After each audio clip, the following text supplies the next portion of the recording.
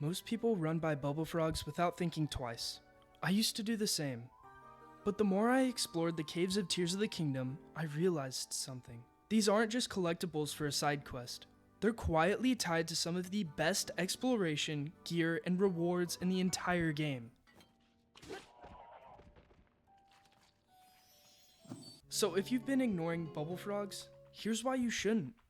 Bubbul Frogs naturally lead you into caves, and some of these caves hold some of the coolest armor sets in the entire game. One of them actually being my favorite, the Fierce Deity set. Also, who doesn't want to run around in tights? Yeah, that's right, I'm talking about Misko's treasure. A lot of Misko's treasure isn't handed to you directly. You don't just stumble across it. You find it by actually exploring.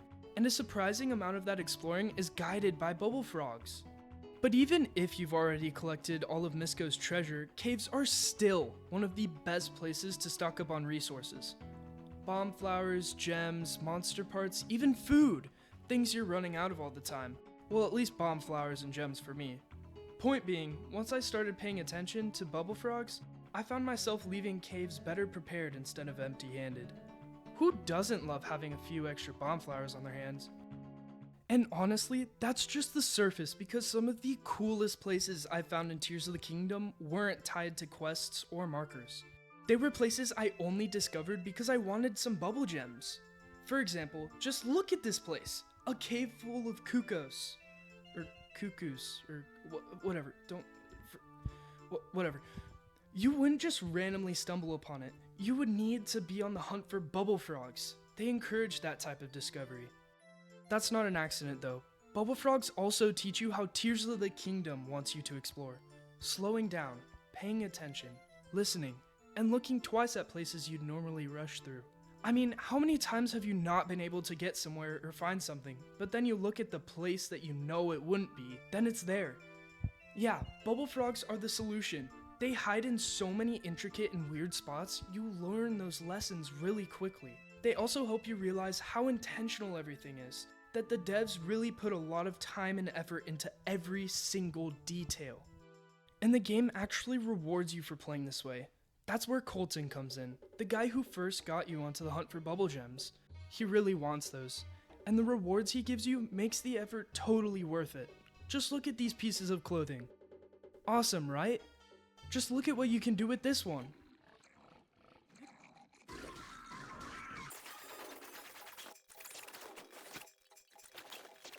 Pretty cool, right?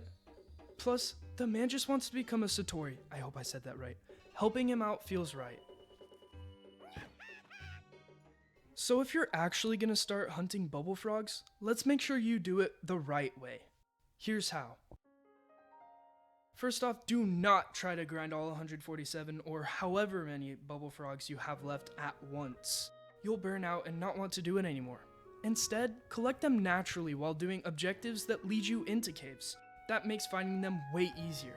Because the Sheikah sensor and sound cues do all of the work for you. That's right, Bubbul Frogs are actually in your compendium, so you actually can put them on your Sheikah sensor. Doing this helps a lot when trying to figure out which direction to look. But even without it, listening is just as important. The sounds that Bubbul Frogs make are often your biggest clue. If you hear them, you know they're close. So yeah, listening matters more than you may realize. But that only works if you slow down. Bubbul Frogs love hiding in places you'd normally ignore. They can be behind rocks, above you, or tucked away into corners you would never expect. So take your time. But what's the use of slowing down when you can't even get there? Which is why you need your map. If a cave doesn't have a checkmark, there's still a Bubbul Frog inside. Also, marking undiscovered caves makes hunting for them far more manageable, especially if you're going for all of them. And if you don't know where they are, looking up a map of all the cave locations is a great way to solve that problem. But wait, if you're gonna do all that, why not just make it easier for yourself? Getting the Froggy gear is almost necessary if you don't want to lose your mind climbing wet cave walls. Also, always bring plenty of arrows. Bubbul Frogs often hang out right above you. Whenever you bring these things with you, it just makes everything smoother. And once you're doing all of that, something interesting happens. You stop hunting Bubbul Frogs for the rewards and instead start appreciating what they add to the game. Bubble Frogs aren't required to beat Tears of the Kingdom, but once I started paying attention to them, I discovered new parts of the game I would have completely missed otherwise. If you've been looking for a reason to slow down, explore more, or even revisit the game, this might be it. So next time you pass an undiscovered cave, don't skip it. Slow down, listen. There's probably a Bubble Frog waiting. Just think about Koltin and how he'd feel.